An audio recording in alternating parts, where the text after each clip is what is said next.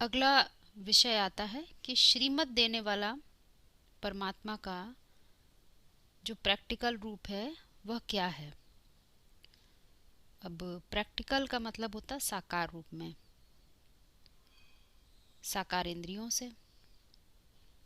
तो क्या चीज़ साकार हो जानी चाहिए, क्या चीज़ साकार रूप में दिखाई दे, समझ आए। तो समझाया जाता है कि परमात्मा क्या है।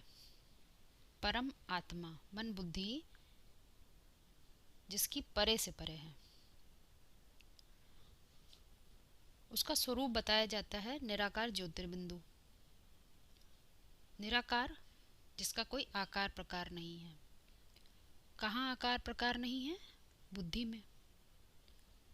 जो निराकारी ज्ञान है उसका मनुष्य सृष्टि के बाद की बुद्धि में कोई आकार प्रकार नहीं है। तब तक क्या कहेंगे? वह निराकार ज्योतिर्बिंदु है, वो प्रैक्टिकल रूप में नहीं आया। अब प्रैक्टिकल रूप में आने के लिए वैसे तो तीन मूर्तियां बताई जाती हैं कि परमात्मा का जो परमात्मा शिव है वो तीन मूर्तियों के द्वारा आता है। परंतु चित्रों में दिखाया जाता है कि परमात्मा का जो रूप त्रिमूर्ति के चित्र में दिखाया गया है वह तो अरूप है, उसका कोई रूप नहीं है। ज्योति बिंदु की तरफ उन तीनों मूर्तियों की जो स्मृति रूपी लकीरें दिखाई गई हैं वह निराकार हैं, स्मृति रूपी लकीरें हैं। वास्तव में तो त्रिमूर्ति का पाठ प्रत्येक जो बीज रूप आत्मा होती है वो अपनी स्मृति से तीनों ही पाठ बजाएगी, स्थापना का भी, पालना का भी और विनाश का भी, मन का भी, बुद्धि का भी और संस्कार का भी, तीनों ही पार्ट बजाएगी। तभी तो कहेंगे बीज, नहीं तो किस कैसे कहेंगे बीज। अर्थात जो मूर्तियां हैं, जो साकार मूर्तियां दिखाई देती हैं, उनकी स्मृति रूपी लकीरें ज्योति बिंदु शिव से जुड़ी हुई हैं। लेकिन जब तक नहीं जुड़ी हुई हैं तब तक क्या कहेंगे? वह निराकार ज्योतिर्बिंदु है मात्र, उसका साकार में कुछ अभी अता पता नहीं है। क्योंकि साकार में आने के लिए उसको तीन प्रकार की मूर्तियां की आवश्यकता होती है, और तीन मूर्तियां का जब तक कंसेप्ट किसी को पता ही नहीं है तो काम भी नहीं करेंगी। इसीलिए बार बार समझाया जाता है कि तीनों मूर्तियों का परिचय दो।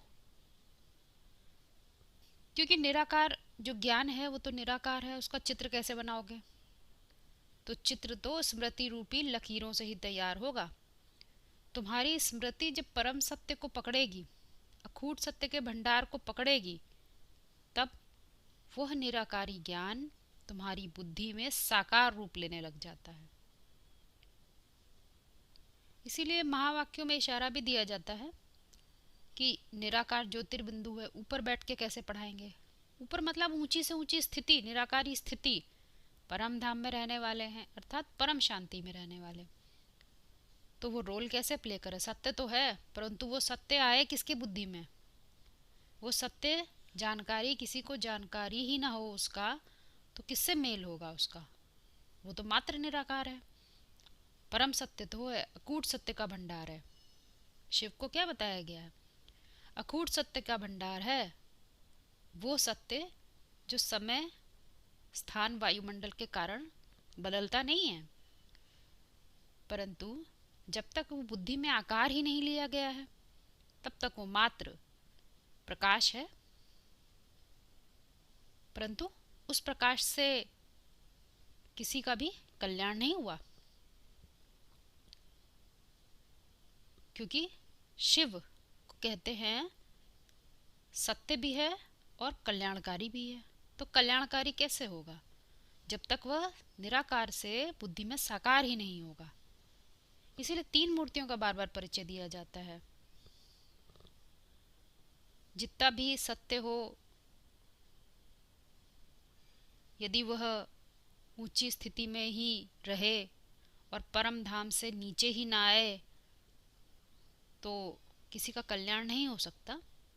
इसी बात का उदाहरण देते हुए समझाया जाता है कि प्रोफेसर घर में बैठ जाए, क्या प्रेरणा से स्टूडेंट को पढ़ाएंगे?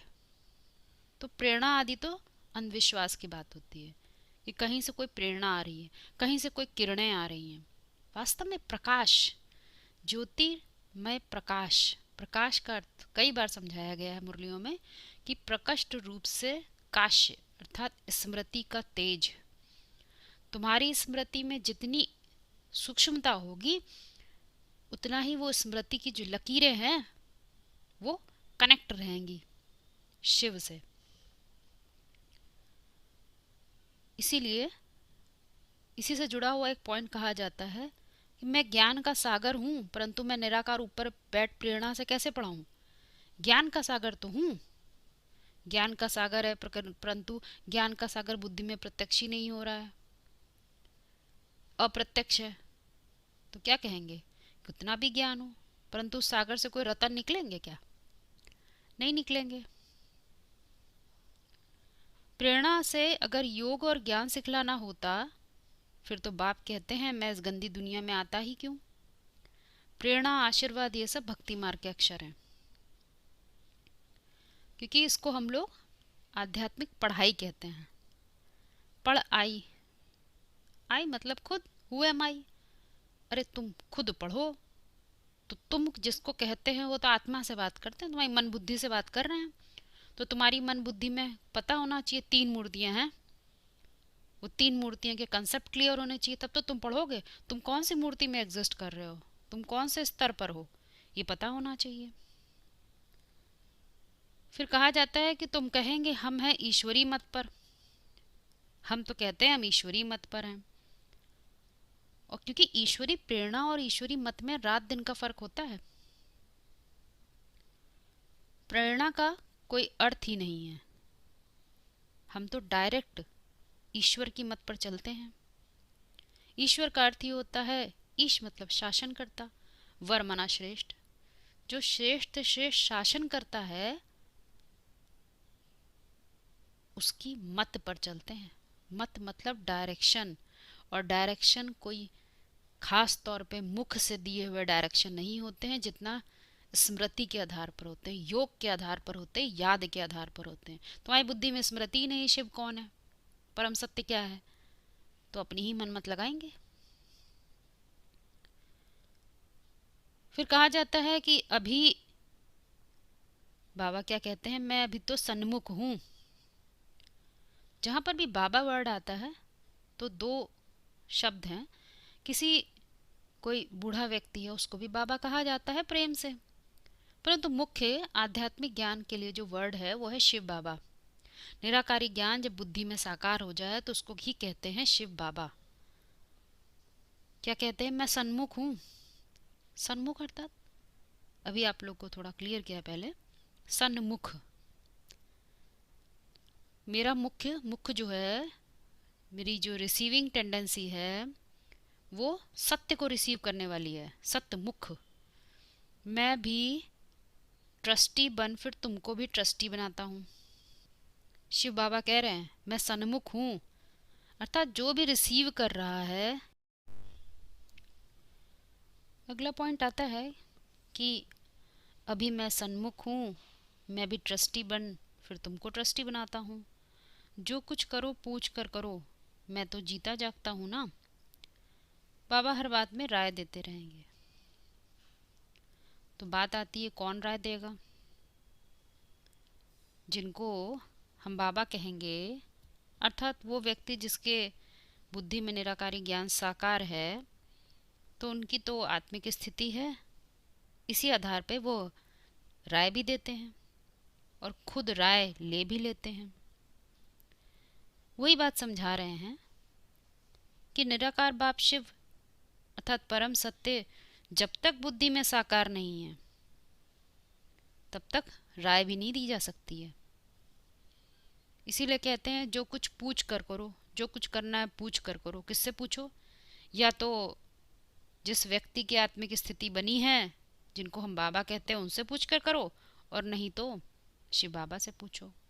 परम सत्य जब बुद्धि में साकार हो जाता है तभी आत्मिक स्थिति भी कही जाएगी।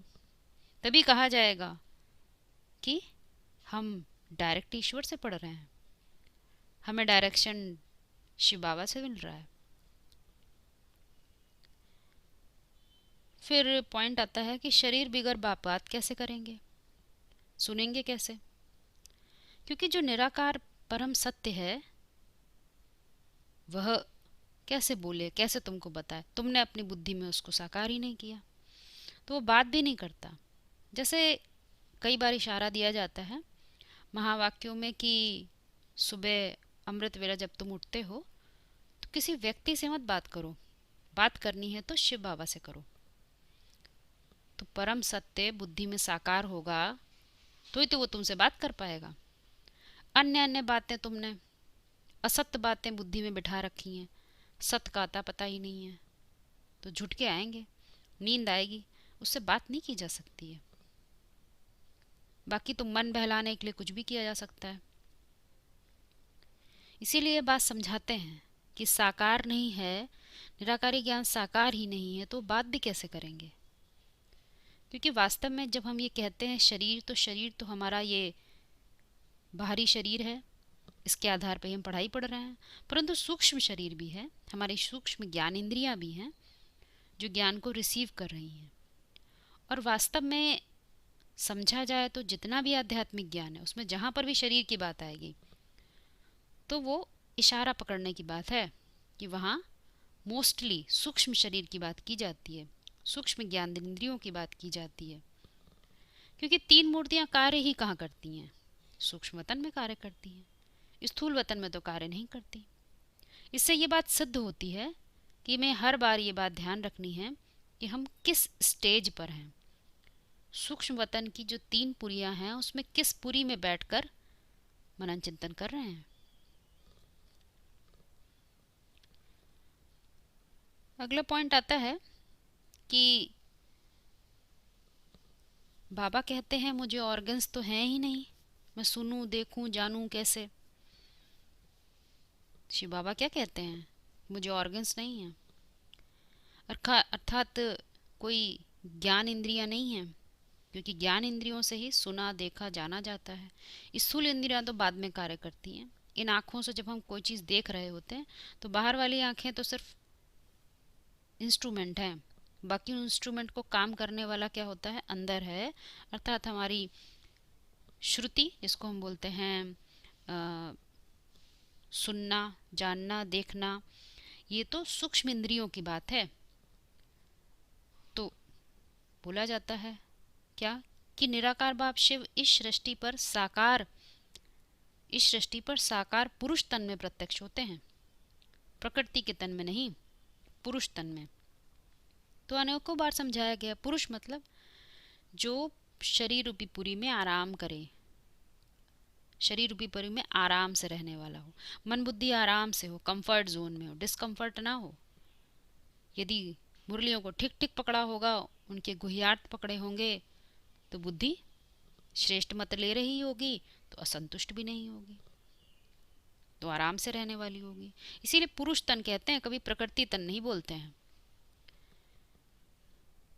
सन्मुख आकर श्रीमत देते हैं, पढ़ाई पढ़ाते हैं, वह सदगति का रास्ता बताते हैं। सतगति, पढ़ाई पढ़ाना, ये जितनी भी बातें हैं इनको यदि हम बेहद में समझें तो ये पूर्ण रूप से स्थिति की बात है।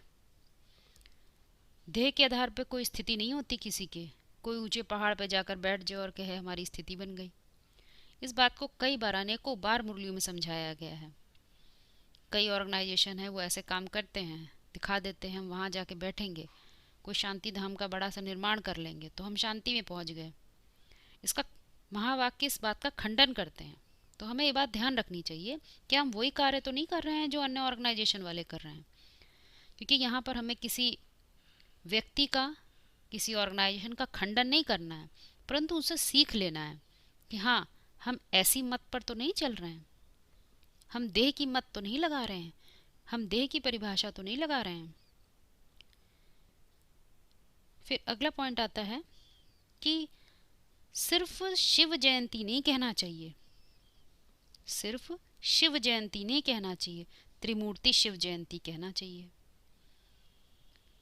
अब बात आती है जिसका कोई साकार रूप नहीं, आकृति नहीं, उसकी जयंती भी नहीं हो सकती, अर्थात वह परम सत्य तो निराकार है।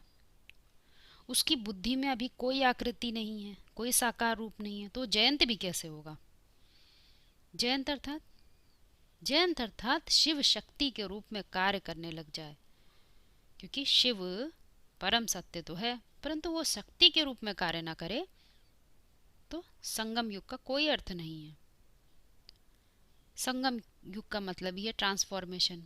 अभी हम सब मन बुद्धि की जो आत्माएं हैं, जिनको पुरुष कहा जाता है, वह सब अशक्त हो गए हैं, शक्तिहीन हो गए हैं। तो उनमें अपनी मूल शक्ति वापस कैसे आएगी? मूल तंत्र को पकड़ने से, आत्मा के ज्ञान को पकड़ने से, शिव को जानने से, शिव से स्मृति रूपी डोर जोड़ने से। इसीलिए शिव बाबा कहते हैं कि मेरी जयंती के साथ 3 मूर्तियां जुड़ी हुई हैं। एक मूर्ति को मत जोड़ो। तुम जिस अवस्था में, जिस स्टेट ऑफ माइंड में बैठे हुए हो, तुम चेक करो कि तुम 3 सूक्ष्म वतन की जो 3 पुरियां, उसमें कहाँ बैठे हुए हो। तभी तो बात समझ में आएगी। क्योंकि 3 मूर्तियां कोई अलग अलग नहीं है, वो एक ही हैं। किसकी तीनों मूर्तियां? शिव की, परम सत्य की ही 3 मूर्तियां हैं। परम सत्य हटा दें तो 3 मूर्तियां तो कोई अस्तित्व तो नहीं रहा। कितना भी ब्रह्मा ब्रह्मा चिल्लाते रहें, पर कोई ज्ञान ही नहीं हुआ, क्योंकि इसमें परम सत्य नहीं जुड़ा है।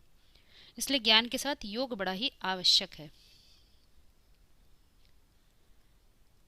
ज्ञानदाता, सर्व की सद्गति दाता, त्रिमूर्ति परमपिता परमात्मा शिव ही है। ब्रह्मा विष्णु शंकर तीनों का जो जन्म है वो इकट्ठा दिखाया जाता है।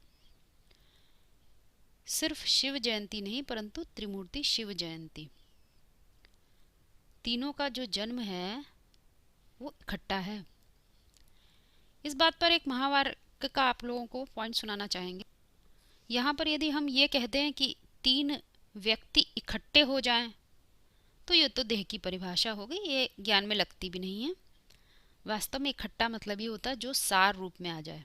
जैसे शहद, मधुमक्खी का जो शहद होता है वो कैसा होता है? अलग अलग फूलों से भले लिया गया हो, लेकिन वो जब सार रूप में आ गया तो इकट्ठा हो गया। अब उसको कोई अलग अलग नहीं कर सकता, सार। तो बाहर 3 लोगों को इकट्ठा करने की बात नहीं है। वास्तव में 3 व्यक्तित्व हैं जो अंतर चेतना में काम करते हैं। वो तीनों ही यदि साथ हो जाएं, अलग अलग ना रहें, जैसे हमारा मन, बुद्धि और संस्कार, तब क्या कहेंगे? जैसे तीनों का जन्म इकट्ठा हो गया। इसीलिए एक पॉइंट बताया जाता है कि निराकारी ज्ञान जो है उसका प्रत्यक्ष रूप ही परमात्मा बाप है। VCD 1141 का है, ज्ञान का प्रत्यक्ष रूप ही परमात्मा बाप है। निराकारी ज्ञान तो ज्ञान है, परंतु उसको जिसने अपनी बुद्धि में साकार किया तो जरूर उसके सामने वो सारा ही ज्ञान प्रत्यक्ष हो गया है, प्रकट रूप से उसकी आंखों के सामने आ गया है। कौन सी आंखें? तो समझाया जाता है तीसरा नेत्र। 2 नेत्रों से नहीं, 2 नेत्रों से जो दुनिया देखी जाती है वो द्वैतवादी होती है, और जो एक नेत्र से देखी जाती है उसे अद्वैतवादी कहते हैं। मुरली महावाक्य है कि ज्ञान से ही भगवान बाप की प्रत्यक्षता होती है। इसलिए ज्ञान की ही बड़ी महिमा है। ये पहला पहला बाप का वर्षा है, अव्यक्त बाप का यह अव्यक्त वर्षा है ज्ञान। जो जितना ज्ञान उठावेगा वह उतना बड़ा वर्षे का हकदार बनेगा। अव्यक्त वर्षा, अव्यक्त मतलब अव्यक्त ज्ञान, अव्यक्त स्थिति। इन तीनों ही शब्दों को यदि जोड़ा जाए तो बात समझ में आ जाती है कि जो ज्ञान है वो अव्यक्त है, निराकार है, हमारी बुद्धि में भी व्यक्त नहीं हुआ है। जब व्यक्त हो जाता है तो वह जोड़ हो जाता है, निराकार और साकार का मेल होने लगता है। धीरे धीरे समय लगता है उसमें भी। तो कहेंगे अव्यक्त से जो कुछ अव्यक्त था, अभी देख नहीं पा रहे थे, वो तीसरे नेत्र से व्यक्त होने लगा। 2 नेत्रों से नहीं, 2 नेत्रों से समझा गया ज्ञान हमेशा द्वैतवादी होता है।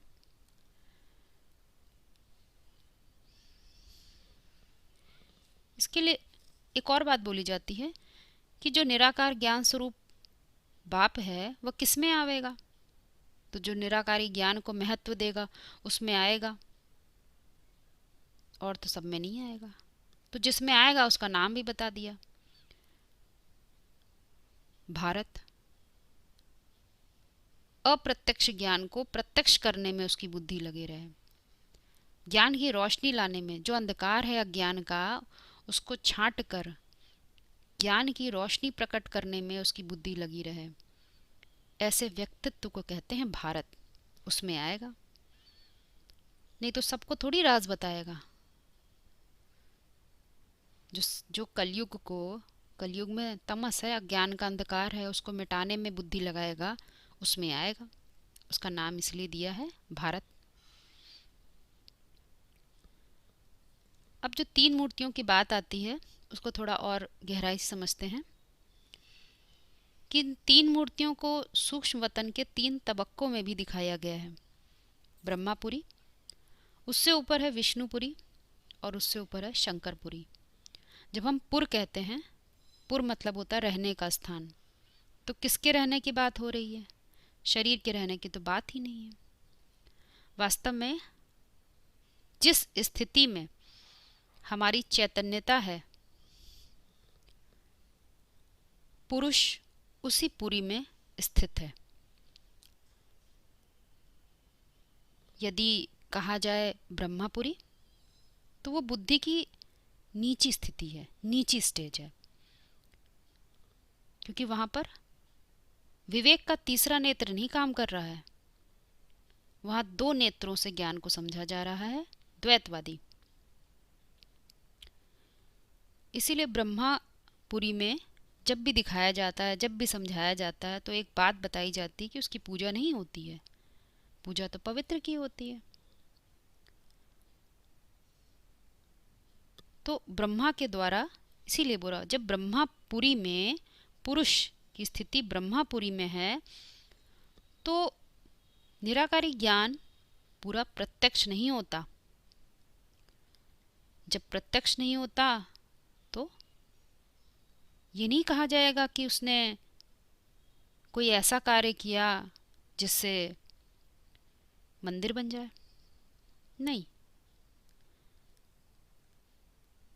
मंदिर के बनने और मंदिर के ना बनने का भी तो कोई कारण होगा। इसीलिए मन की 2 अवस्थाएं दिखाई गई हैं। एक अधोमुखी मन, जिसको ब्रह्मा के रूप में चित्रित किया जाता है, और एक ऊर्ध्वमुखी मन, जिसको शंकर के मस्तक पर चंद्रमा के रूप में चित्रित किया जाता है। तो ये मन की 2 अवस्थाएं हैं। और ब्रह्मापुरी से जो ऊपर है उसको विष्णुपुरी, और उससे भी ऊंची है उसको शंकरपुरी बता दिया गया है। शंकर के बारे में जब भी बताया जाता है तो एक बात है जिसको हमेशा कहा जाता है कि देव देव फिर महादेव। ब्रह्मा देवताय नमः, विष्णु देवताय नमः, फिर कहते हैं शिव परमात्माय नमः। शंकर परमात्माय नमः नहीं बोला, शिव परमात्माय नमः। ब्रह्मा देवताय नमः, ब्रह्मापुरी तक पुरुष जब पहुंचता है तो वहां देवताय नमः तक तो हो गया, लेकिन परमात्माय नमः नहीं हुआ। देवत्व तो कुछ न कुछ जागृत हुआ परसेंटेज में, लेकिन ये नहीं कहा जाएगा कि परमात्मा शिव की बुद्धि काम करने लग गई। इसी तरह से जब और गहराई में जाते हैं तो हमें डिफरेंस समझ में आता है कि परमात्मा या परमात्म स्थिति और देवताई स्थिति दोनों में भी अंतर होता है। शिव परमात्माय नमः कहा, परंतु शिव के मंदिरों में भी बीच में मध्य में शंकर की मूर्ति नहीं रखी है, परंतु मूर्ति तो किसकी? शिवलिंग ही रखी जाती है, जिसमें कोई सूक्ष्म ज्ञान इंद्रियां भी नहीं काम कर रही हैं। उससे भी थोड़ी ऊंची स्थिति हो गई है। महादेव की मूर्ति जो है उसको हमेशा बताया जाता है कि वह परमात्मा का बड़ा बच्चा है। और हमारी भारतीय परंपरा में हमेशा जितने भी राजाएं हुए हैं, राजाएं अर्थात जो राज को जानते हैं वो राजाएं, उनमें यह परंपरा रही है कि बड़े बच्चे को ही हमेशा राजाई दी जाती है, क्योंकि बड़ा बच्चा और बच्चों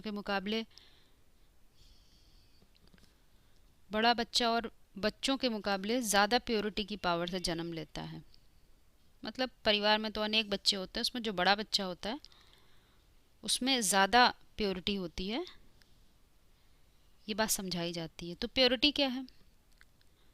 तो पवित्रता की परिभाषा समझाई जाती है कि नहीं ज्ञान सत्सम पवित्रम एह विद्यते। वह ज्ञान जो किसी कॉमन मैन का ज्ञान ना हो, शिव का ज्ञान हो, परम सत्य का ज्ञान है। वह ज्ञान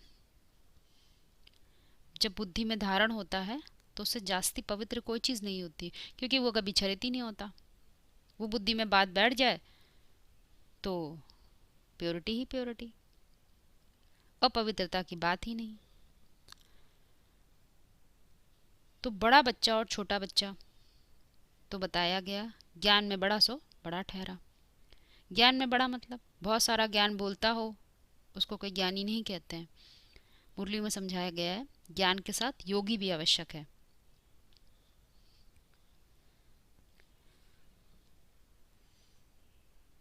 भगवान के रूप में प्रत्यक्ष होने वाला जो व्यक्तित्व है उसको महादेव कहा गया है। उसको विष्णु या ब्रह्मा से नहीं जोड़ा जाता है। क्यों? 3 व्यक्तित्व हैं, ब्रह्मा, विष्णु और शंकर। मन की स्थिति में ही मात्र रह जाए तो उससे तो कोई काम ही नहीं हुआ, क्योंकि परम सत्य पूरा बुद्धि में प्रत्यक्ष ही नहीं हुआ। लेकिन जब पूरा ही ज्ञान प्रत्यक्ष हो जाता है तो फिर तब क्या कहेंगे? देवदेव महादेव। तो स्थिति कैसी हो गई? पुरानी स्थिति से ऊंची उठ गई। महा मतलब परिवर्तन। खाली देव नहीं रहा, देव से महादेव है। ये पूर्ण रूप से स्थिति की बात है। तो जो ऐसे ऐसी स्थिति बनाए, जो जिस स्थिति में है वो वैसे ही उसके लिए ज्ञान प्रत्यक्ष है। इसीलिए भगवान के रूप में प्रत्यक्ष होने वाला अर्थात वह परमात्मा जब उसका सत्य ज्ञान बुद्धि में प्रत्यक्ष होता है तो कौन से व्यक्तित्व में होता है? शंकर के व्यक्तित्व में। इसीलिए शंकर को हमेशा बताया, उसकी स्थिति कैसी बताइए? एकाग्र। मन बहुत ही सूक्ष्म हो गया है, इंटरफेयर नहीं करता वो। जैसे कि बीज रूप अवस्था में बैठा हुआ है, डिस्टर्ब नहीं करता। जब अवस्था संपन्न है तो मन इंटरफेयर नहीं करता। फिर 2 लोग कौन काम करते हैं? तो उनका नाम बताया गया। नाम तो काम के आधार पे होते हैं। उनका नाम क्या बताया? रम्यते योगिनो यस्मिति रामा। और दूसरा व्यक्तित्व क्या बताया गया? परम सत्य शिव, सबके लिए कल्याणकारी। सिर्फ मात्र उससे योग है उसका, शिव के परम सत्य के ज्ञान से राम का योग है और मन उसमें इंटरफेयर नहीं कर रहा है। ऐसी स्थिति का वर्णन बताया जाता है शंकर के चरित्र को समझाने के लिए। इसीलिए शंकर को सबसे ऊंची पुरी दिखाई गया है। अर्थात पुरुष जब सबसे सूक्ष्म स्थिति में है तब वह शंकर पुरी में है। तो तीनों ही व्यक्तित्व हैं। अब जब ऊपर का पूरा मनन चिंतन हो गया, बुद्धि सेट हो गई, बदलाव हो गया, तो क्या होगा? जो सत्य जान लिया, समझ लिया, उतर आया बुद्धि में, वही काम करने लग जाता है, जिसको हम जीवन मुक्ति कहते हैं। इसीलिए विष्णु की अवस्था में हमेशा उसको जीवन मुक्ति से जोड़ा जाता है। पहले मुक्ति का अभ्यास करता है पुरुषार्थी और मुक्त होने पर जीवन मुक्ति का आनंद लेता है। वो विष्णु की अवस्था है, अर्थात बैलेंस स्टेज ऑफ माइंड। इसीलिए उसको मध्यमपुरी में दिखाया गया है। ना बहुत ऊंचा ना बहुत नीचा, मध्यमपुरी में जीवन मुक्ति की स्थिति। हम लोग राजयोग सीख रहे हैं, सारे ही राज पता होने लगे तो ही कहेंगे पूरा परिवर्तन हो गया। क्योंकि राजाई देने का जो फाउंडेशन है वो राज से ही आएगी। जितना राज पता होगा बुद्धि में, जितना राज से योग होगा। ऐसी बातें नहीं जो व्यर्थ की हों, ऐसी बातें नहीं जो असत्य हों, सिर्फ वो बात, वो सत्य जो सदा ही सत्य रहे, उससे बुद्धि कनेक्ट रहती है। तो क्या कहेंगे, सदाकाल रजाई रहेगी। राजाई से नीचे कैसे उतरेंगे, क्योंकि राज को जानते हैं। तो ऐसी राजाई कब मिलेगी, तो समझाया जाता है कि शिव बाबा संगम युग में आकर ऐसा फाउंडेशन डालते हैं। शिव बाबा डालते हैं, कोई व्यक्ति नहीं डालता। परम सत्य जब बुद्धि में साकार होता है तभी परिवर्तन की वेला है, नहीं तो कोई परिवर्तन संभव नहीं है। कोई कितना भी बोलता रहे, कितना भी बताता रहे, कितनी भी हजार मुरलियां चल जाएं, परंतु परम सत्य बुद्धि में नहीं बैठा है तो कोई परिवर्तन होना संभव नहीं। और खास तौर पे ब्रह्मापुरी से शंकरपुरी में पहुंचना ये असंभव हो जाता है। अब फाउंडेशन जो पड़ता है वो 3 मूर्तियों के द्वारा ही पड़ेगा, अर्थात तीनों ही मूर्तियों का कंसेप्ट पता होना चाहिए। अब बैठे हैं ब्रह्मापुरी में तो शंकरपुरी का कैसे पता होगा। तो इसीलिए मुरलियां हमारे लिए माध्यम बनी हैं, क्योंकि मुरलियां तो लाठी है ना, उसी को पकड़ते हुए हमें ऊंची से ऊंची स्थिति को पकड़ना है। इसीलिए गॉड की जो परिभाषा दी गई है वो कही गई है, God is one. God two नहीं है, वन है। वो द्वैत नहीं है, वो अद्वैत है। परम सत्य अद्वैत है, द्वैत नहीं है। तुम अद्वैतवादी परिभाषाओं में लगाओगे तो ही बात समझ पाओगे। यदि शिव के ज्ञान को देह के आधार पर लगा लिया तो 2 हो गए। देह की परिभाषा भी जोड़ दी, आत्मा की परिभाषा भी जोड़ दी, तो बात समझ में नहीं आएगी। गॉड इज वन, इसीलिए कहा गॉड इज वन, उनका बच्चा भी वन। वो बच्चा कौन है, बड़ा बच्चा बताया गया, वो है शंकर। कह देते हैं त्रिमूर्ति, परंतु देवी देवताओं में बड़ा कौन है, तो महादेव शंकर है बड़ा। बड़ा मतलब जो ऊंची स्थिति में, जिसके पास ज्यादा ज्ञान है। केवल मुख का ज्ञान नहीं, ज्ञान के साथ योग भी है, एकाग्र चित्त। तो बड़ा बच्चा कौन हुआ, शंकर हुआ। 3 देवताओं में बड़ा देव महादेव, और वही देवता संगम युग में संगम युगी ब्राह्मणों की दुनिया के बीच संसार में विश्व का पिता कहो, विश्वपति कहो या विश्वनाथ कहो, इस रूप में प्रत्यक्ष होता है। अब यदि ये विश्व जब वर्ड आता है तो हम बाहर चले जाएंगे तो बात समझ में नहीं आएगी, क्योंकि प्रत्येक बीज रूप आत्मा खुद के लिए पुरुषार्थ कर रही है, दूसरे के लिए नहीं। तो वो अपने संसार को देखे, उसी में उसका संपूर्ण सार है। बाहरी विश्व को देखने से तो कोई फायदा ही नहीं है। ज्ञान ही ब्राह्मणों की दुनिया का है। अपने संकल्प में देखो तुम्हारे लिए विश्व कहाँ है। दूसरे के विश्व में राजाई थोड़ी कोई करता है, अपने अपने विश्व में राजाई करते हैं। इसीलिए जो गायन है वो बताया गया है, हर हर महादेव शंभो काशी विश्वनाथ गंगे। इसमें 3 मुख्य शब्द हैं जो हमेशा जोड़े जाते हैं। काशी, स्मृति का तेज। विश्वनाथ जो बीज होता है वो अपने पूरा ही जो उसका वृक्ष होता है, वृक्ष की डिजाइन होती है, उसके गुण धर्म होते हैं, वो सारे ही किसमें, उसमें नक्शा किसमें बना होता है, बीज में। तो उसका कंट्रोलर होता है, उसके हाथ में कंट्रोल है सारा बीज में। और गंगा, गंगा बताया गया महादेव के बुद्धि रूपी सर पे रखी हुई है, और कहीं से नहीं निकलती उसके बुद्धि रूपी सर, क्योंकि उसने सारी गंगा को कहाँ उतारा है, अपने माथे पे संभाल लिया है। वही वो जनमानस को देता है।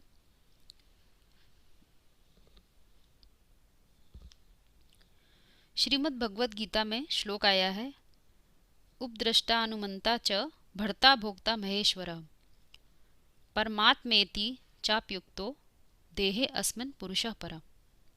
अर्थात इस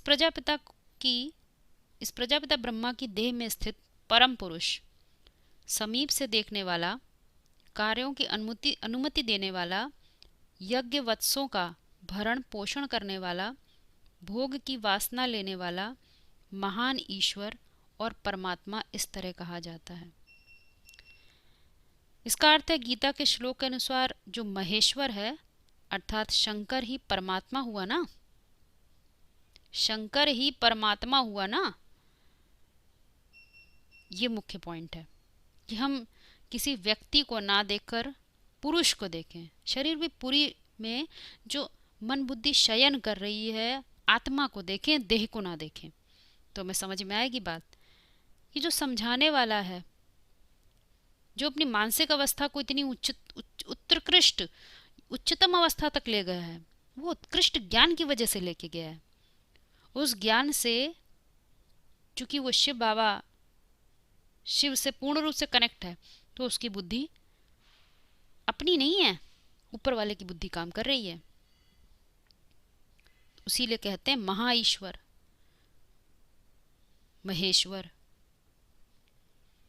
तो वो सब कुछ करने वाला है, कोई व्यक्ति नहीं।